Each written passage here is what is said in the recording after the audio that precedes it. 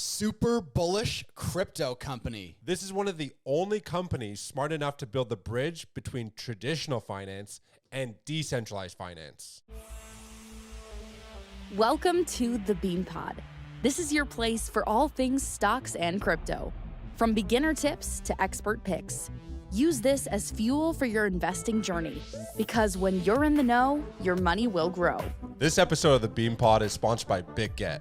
BitGet is the most user-friendly and secure crypto trading platform for both beginners and experienced traders. BitGet is the best place to not only trade Bitcoin and Ethereum, but also all the small cap gems that we discuss every day. With 24/7 customer support, leverage trading, and a wide array of other advanced features, BitGet sets itself apart from every other centralized exchange. Through Beanstock's official partnership with BitGet, you'll receive 15% off all trading fees when you sign up using the referral link in the description.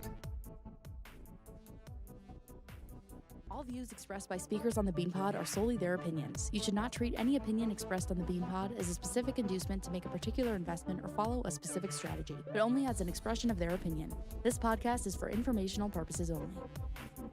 Welcome to the Bean Pod. This is Shane, aka the Jolly Green Investor. And this is Josh, the Nifty Investor. Today, we're going to be revealing a company that has built the bridge between traditional finance and decentralized finance in order to onboard billions in potential institutional money. What they're doing is very revolutionary, and I'm surprised that there's not more companies out there doing this. Like it's a no-brainer to me, because they're doing a lot of the things that we do on the everyday basis, which allows us to capitalize on the Web3 DeFi markets.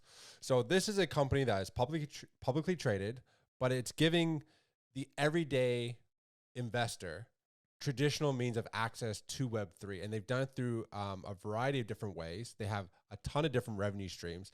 And I think it's really important that we talk about it today, because the institutional money is going to pile in, and they're going to do it via companies like this. For sure. If you've been watching the show, you've noticed a bit of a trend lately, and that's we've started to look at companies that are set up to onboard institutions into crypto.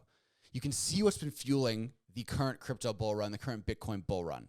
It's institutions. We look at the Bitcoin ETF, which is, backed by BlackRock, Fidelity, all these different people. Then we look at the Ethereum ETF narrative. It's clear that the money isn't really coming from retail yet. It's institutions. And that's what we all kind of wanted. We said, look, we need mass adoption. We need institutional money. We need big money coming into crypto. But the thing about institutions is they're slow moving, and they're maybe a little bit cold to onboard new technology. That's where companies like the one we're going to talk about today come into play. They're making it easy and very straightforward and accessible for institutions to welcome the world of staking, welcome the world of Web3, blockchain, decentralized finance into their institutional portfolios, and start to enjoy some of these yields, these staking, all this kind of stuff. That's DeFi, right? That's what decentralized finance is. So this company is doing something innovative. No one's talking about it, and you need to watch this episode until the end to find out. And it's not just the institutions. This is going to allow the everyday retail, the baby boomers, the people who have been used to utilizing their simple brokerage account, who aren't familiar with setting up a Web3 wallet and aren't familiar with how to access these different dApps. This company is doing it all for them. Mm-hmm.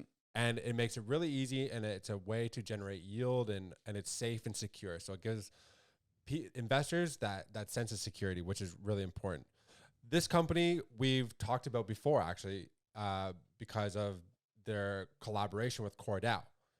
Many of our viewers and listeners should know how bullish we are on CoreDAO because of the way that they are bridging and making it really easy to have institutional money stake their Bitcoin, staying on the Bitcoin blockchain, earning yield securely.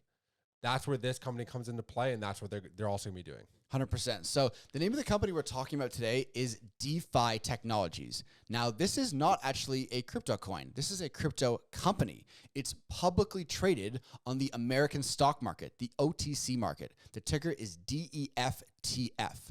So it's an important denomination. We typically talk about crypto coins, but this is such an interesting opportunity. Obviously, this is not financial advice. This is just our opinion. But it seems like there's a lot of these undervalued crypto companies that may actually be operating in the world of traditional finance, traded on the stock market. So while we are covering a crypto company today, keep in mind, this is a stock. So this is a bit of a different opportunity than we usually talk about. So keep your ears peeled. Let's break down exactly how DeFi Technologies is making money. And it looks like they have 4 different main revenue streams. The very first one would be through Valor Assets Management. And they're providing exchange traded products, which allows the everyday retail investor to get into the DeFi protocols. It synthetically tracks the value of underlying assets in DeFi.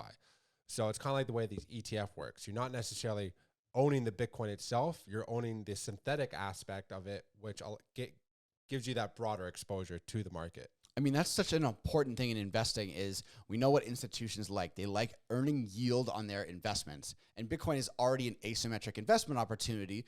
But with this ETP that's created by DeFi in partnership with Valor, now not only can they own stacks of Bitcoin or Ethereum or whatever in the future, we already know they own stacks of Bitcoin. Now, through this ETP, they can start earning yield on their Bitcoin without giving up the Bitcoin, right? So this really is a very, very revolutionary financial instrument, a very revolutionary product. And I think even though it's very much at the early stages, institutions are going to be slow to adopt and adapt to these new technologies. But once it's proven that this works and they can earn real yield, I think you're going to see companies like DeFi, and, obviously, again, not financial advice, the value of the company could dramatically increase once people realize this actually works. Yeah, absolutely. Look, this is a company with a sub $300 million market cap. And you have to realize the assets under management for Valor is approximately $1 billion. They have single asset ETPs like Avalanche, ICP, Ethereum, all the names that everybody's already familiar with. Then they have their joint ventures and physically backed assets, like the one that we talked about with the Valor Bitcoin staking via the Core ETP in collaboration with the Core Foundation, who we've been heavily bullish on over the past few months. You need to look at these numbers are expected to grow. So the blockchain growth in the blockchain gaming market expected to grow to 39 billion. The metaverse market, 13 trillion. We have 400 million crypto users worldwide. We're expected to reach 1 billion over the next 5 years. So you have to expect that these assets under management for such a small company is going to continue to grow exponentially. Yeah, 100%. All you have to do is look at their recent financial performance, right? So they've got record operating revenues of 13 million, operating net income of 5 million. But here's the important part. The assets under management, as you just mentioned, grew nearly 80% to over 900 million Canadian, right? So not only do we have significant revenue growth from staking, lending, and management fees, the actual assets under management for DeFi technology have grown tremendously. So when you look forward for 2024 and beyond, as you said, we're in a growth phase for crypto and the entire blockchain Web3 market as a whole. You look at the current market cap sitting well under 300 million. I think, obviously a conservative valuation would, if we see the crypto market continue to unfold as our hypothesis thinks it will, if we see Bitcoin soar to all-time highs, I think it's going to be a rising tide lifts all boats.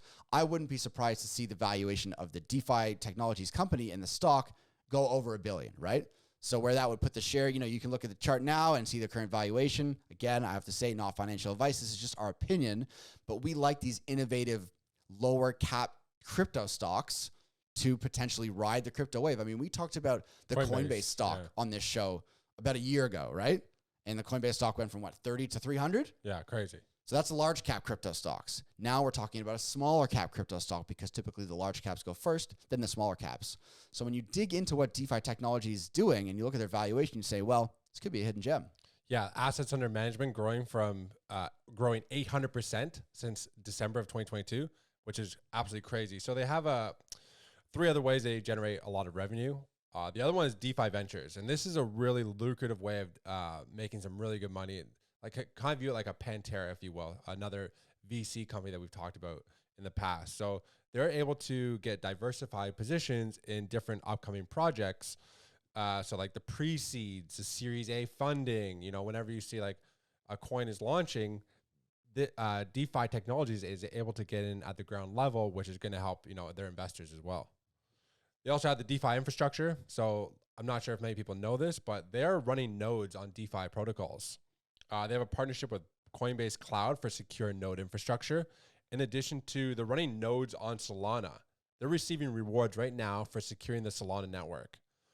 This company is super innovative the way that they're approaching everything. Like this is stuff that we talk about every single day. It's nice to see a company on Wall Street doing something very similar. And there's not a lot of them out there that are doing this. Yeah, I mean, that's why this is such an interesting company right now, not only for the technology they've developed, not only for the fact that they have put themselves in a position to onboard billions in institutional money, but when you look at catalysts moving forward, like even aside from the fact that I think we're still in the middle of a massive crypto bull run, so all crypto companies could see large increases in their valuations, this is a very interesting thing to note. They've got a share buyback program that is about to be initiated. So they plan to buy back up to 27 million shares. That's approximately, at time of recording, around $70 million Canadian. Like, this is massive. So they're going to be massively supporting the cash balance of the company, reducing the supply of shares on the open market. So, for a lot of you viewers that are, maybe crypto native and haven't really delved into stocks, this is like, the crypto company burning coins or buying back coins. The fact that DeFi Technologies is going to be buying back their shares not only shows that they are extremely bullish and extremely optimistic of the future of the company, but if you already own or are looking to get into this company, seeing such a dramatically large share buyback program for DeFi can be seen as nothing but bullish. Yeah, and I was going through their balance sheet and looking at their operating costs and their debt servicing costs, and they're fixed. Like, these are fixed costs. You look at the projections for the rest of the year and how they've been operating for the first half of the year. So their operating costs are fixed at $600,000. Their debt servicing costs are fixed at $200,000. But the revenue forecasts are in the millions and growing exponentially every single month. So when you factor in the stock price, when you factor in their costs, you factor in the growth of the blockchain market and their different revenue streams. They also have reflexivity research with Anthony Pompliano and Will Clemente. So having those, how much money these research side of things actually generates, to have those two on board as well, I think is really big. Yeah, I mean, it speaks to the way that we found out naturally about DeFi. We started to see it pop up in our feeds was through their partnership, as you mentioned, with CoreDAO. Yeah. We've obviously been massively bullish on CoreDAO from the start. It's performed very well, but to see CoreDAO work with DeFi. And then you see names like Anthony Pompliano. Like, Pomp has come out and done full articles all about DeFi tech. So it's nice to see DeFi tech starting to get out there with some of the names that maybe Pomp has a massive following. And then CoreDAO, we know, has a massive following in Asia. So it's nice to see DeFi tech starting to work with some of these big names, both in crypto. Pomp is kind of like crossover Web 2, Web 3, fintech, crypto, everything. Yeah. So it's clear that they've got a nice marketing plan to get their name out there to different communities. It's clear they've got innovative tech to bring institutions in. And with the catalyst moving forward, I feel like DeFi tech has to be one of the names on your watch list. If you're an investor, if you're into stocks, if you're into crypto, this is looking like a diamond in the rough. Yeah, absolutely. Look, for a company that's growing 78% year over year, I'm not one to say that the company valued, overvalued, or undervalued, but it is interesting to see, the direction that the blockchain space is heading, the ETPs that they're offering, the security, the safety, and what appears to be first mover advantage. There's a lot of positive signs for DeFi Technologies. All of this interesting information is why we chose to officially partner with DeFi Tech for this episode. Obviously, this is not financial advice. This is just our opinion, and this was a sponsored episode. Make sure you guys tune in to the next episode. That one is going to be a banger.